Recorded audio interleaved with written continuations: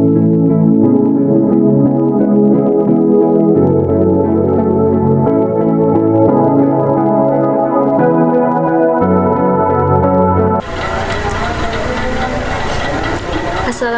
warahmatullahi wabarakatuh. Gimana kabarnya teman-teman? Saya harap kalian baik-baik saja. Di tengah pandemi ini kita semua harus menjaga kesehatan agar kita bisa kembali lagi melaksanakan kuliah offline di kampus. Pada kali ini kita masuk pada mata kuliah Auditing 1. Kita masuk pada bab materialitas dan resiko audit. Perkenalkan, kami dari kelompok 7. Kami yang beranggotakan saya sendiri, Nurahmi Dayati, NIM 190302065, dan teman saya Christine Fadilah, NIM 190302071. Sebelumnya, terima kasih kalian sudah menonton video ini. Jangan lupa like dan subscribe ya. Semoga penjelasan kami sangat bermanfaat bagi kalian. Langsung saja kita ke konsep materialitas. Apa sih konsep materialitas itu? Langsung saja. Materialitas adalah besarnya nilai yang dihilangkan atau salah satu informasi akuntansi yang dilihat dari keadaan yang melingkupinya, dapat mengakibatkan perubahan atau pengaruh terhadap pertimbangan orang yang meletakkan kepercayaan terhadap informasi tersebut karena adanya penghilangan atau salah saji itu. Ini yang disebut konsep materialitas sendiri.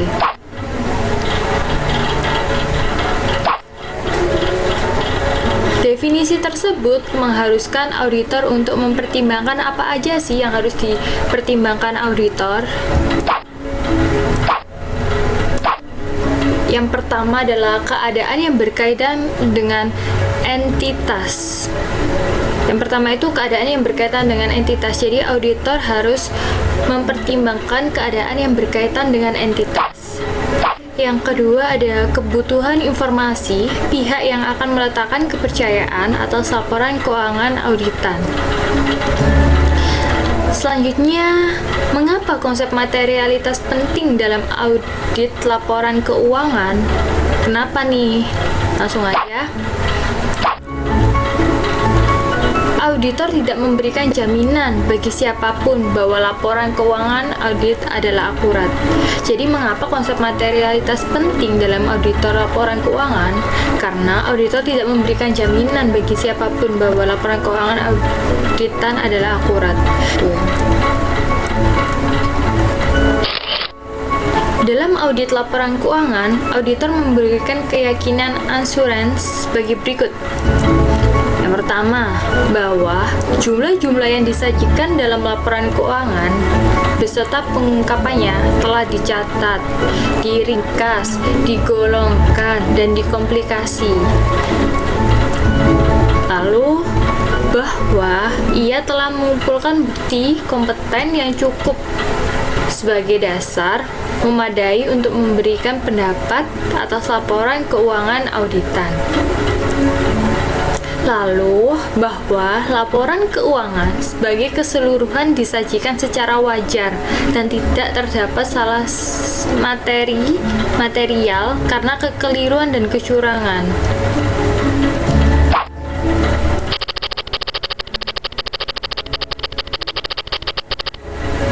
Konsep yang melandasi keyakinan yang diberikan oleh auditor.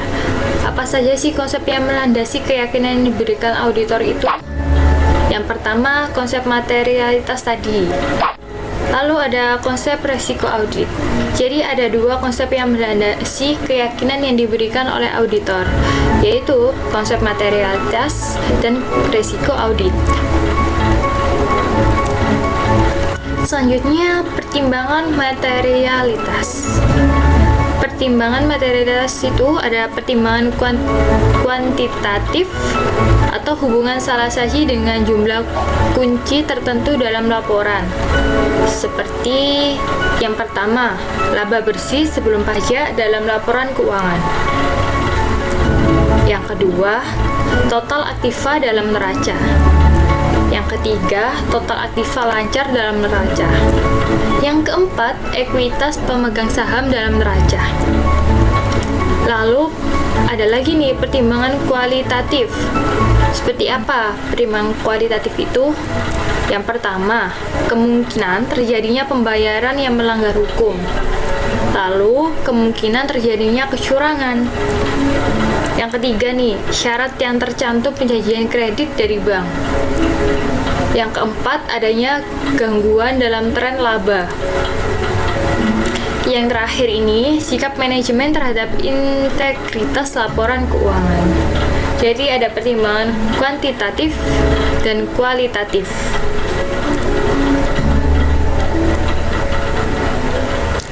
Selanjutnya, tingkatan materialitas.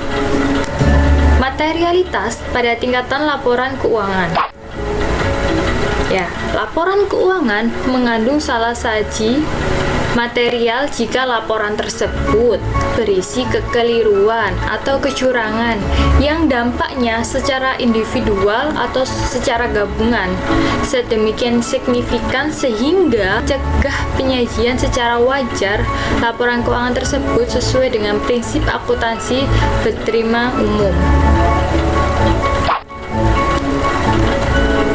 Lalu materialitas pada tingkat saldo akun, yaitu salah saji minimum yang memungkinkan terdapat dalam saldo akun yang dipandang sebagai salah saji material. Konsep materialitas pada tingkat saldo akun sama dengan saldo akun material atau besarnya saldo akun yang tercatat. Lalu cara menerapkan materialitas itu gimana? Ya, auditor menggunakan materialitas. Yang pertama, dalam perencanaan audit. Yang kedua, pada saat mengevaluasi bukti audit dalam pelaksanaan audit. Ya, auditor perlu membuat estimasi materialitas. Dikarenakan apa? Dikarenakan terdapat hubungan terbalik antara jumlah dalam laporan keuangan yang dipandang material oleh auditor dengan jumlah pekerjaan audit yang diperlukan untuk menyatakan kewajaran laporan keuangan. Jadi auditor perlu membuat estimasi materialitas karena itu tadi terdapat hubungan terbalik antara jumlah dalam laporan keuangan yang dipandang material oleh auditor dengan jumlah pekerjaan audit yang diperlukan untuk menyatakan kewajaran laporan keuangan tersebut. Lalu selanjutnya akan dijelaskan oleh teman saya, Christine Fadilah. Selanjutnya yaitu ada hubungan materialitas dengan bukti audit. Apa sih hubungan materialitas dengan bukti audit itu? Yaitu materialitas merupakan suatu di antara sekian faktor yang mempengaruhi pertimbangan auditor tentang kecukupan atau kuantitas bukti audit. Jadi, semakin rendah tingkat materialitas, semakin besar jumlah bukti audit yang diperlukan atau bisa juga disebut dengan hubungan terbalik.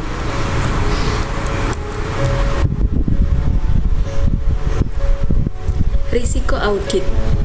Risiko audit adalah risiko yang terjadi dalam hal auditor tanpa disadari tidak memodifikasi pendapatnya sebagaimana mestinya atas suatu laporan keuangan yang mengandung salah saji material. Jadi maksudnya itu semakin pasti auditor dalam menyatakan pendapatnya, semakin rendah risiko audit yang auditor bersedia untuk menanggungnya. Jika diinginkan tingkat kepastian 99%, risiko audit yang auditor bersedia untuk menanggungnya adalah 1%. Selanjutnya ada komponen risiko audit, di mana AR sama dengan IR dikali CR dikali DR. IR sendiri yaitu inherent risk atau juga bisa disebut dengan risiko bawaan, ialah kerentanan suatu saldo, akun atau golongan transaksi terhadap suatu salah saji material dengan asumsi bahwa tidak terdapat kebijakan dan prosedur pengendalian internal yang terkait. CR atau control risk. Artinya yaitu resiko pengendalian, yaitu resiko terjadinya salah saji material adalah suatu asersi yang tidak dapat dicegah atau dideteksi secara tepat waktu oleh pengendalian internal entitas. DR, detection risk atau resiko deteksi, yaitu resiko sebagai akibat auditor tidak dapat mendeteksi salah saji material yang terdapat dalam suatu asersi. Unsur resiko audit adalah risiko bawaan kerentanan suatu saldo, akun, atau golongan transaksi terhadap suatu salah saji material dengan asumsi bahwa tidak terdapat kebijakan dan prosedur pengendalian intern yang terkait. Yang kedua adalah risiko pengendalian, yaitu resiko terjadinya salah saji material dalam suatu asersi yang tidak dapat dicegah atau dideteksi secara tepat waktu oleh pengendalian intern entitas. Selanjutnya ada resiko deteksi. Resiko deteksi yaitu risiko sebagai akibat auditor tidak dapat mendeteksi salah saji material yang terdapat dalam suatu asersi. Risiko ini ditentukan oleh efektivitas prosedur audit dan penerapannya oleh auditor. Selanjutnya, apa pentingnya sih dalam risiko audit? Risiko audit dibagi risiko bawaan dan risiko pengendalian. Yang dimaksudkan yaitu risiko deteksi adalah satu-satunya risiko yang bisa dipengaruhi atau diatur oleh auditor lewat banyak atau sedikitnya bukti dengan penambahan atau pengurangan prosedur audit. Jadi, apabila auditor ingin risiko deteksi kecil, maka perlu banyak bukti audit atau prosedur audit dan sebaliknya.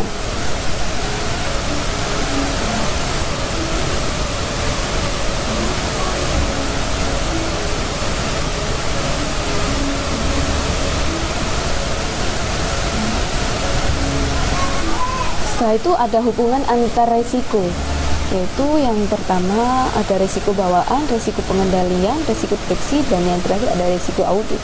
Pertama yaitu risiko bawaan, yaitu kerentanan asersi individual terhadap salah saji material. Selanjutnya yaitu pengendalian intern klien. Pada risiko pengendalian yaitu salah saji material tidak dapat dicegah atau dideteksi oleh SPI klien. Nah, setelah itu kan di prosedur auditor untuk memverifikasi asersi, yaitu pada risiko deteksi, yaitu salah saji material tidak dapat dideteksi dalam asersi individual. Yang terakhir yaitu laporan keuangan yang berisi salah saji material namun diberi pendapat oleh WTP.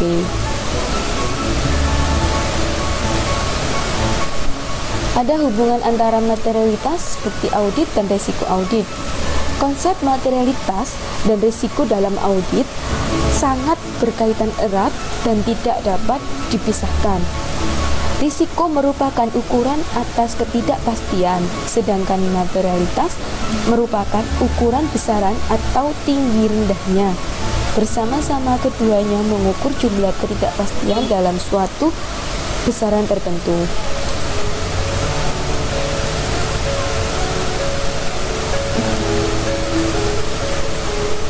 Selanjutnya ada apa sih hubungan antara risiko dengan bukti audit? Hubungan antara risiko dengan bukti audit yaitu semakin rendah risiko audit yang kita inginkan, bukti audit yang harus kita kumpulkan juga semakin banyak. Jadi bisa disebutkan dengan berbanding terbalik. Strategi awal audit. Jadi penentuan di strategi awal yaitu tujuan akhir dari perencanaan audit. Ada dua pendekatan pada strategi awal audit yang biasa dipakai dalam strategi awal audit, yaitu yang pertama substantif penuh atau bisa disebut dengan primary full substantif, dan pendekatan keaksiran tingkat risiko rendah atau low risk audit approach. Terima kasih presentasi dari kami. Apabila ada yang tanyakan bisa dituliskan dalam forum sepada. Saya akhiri.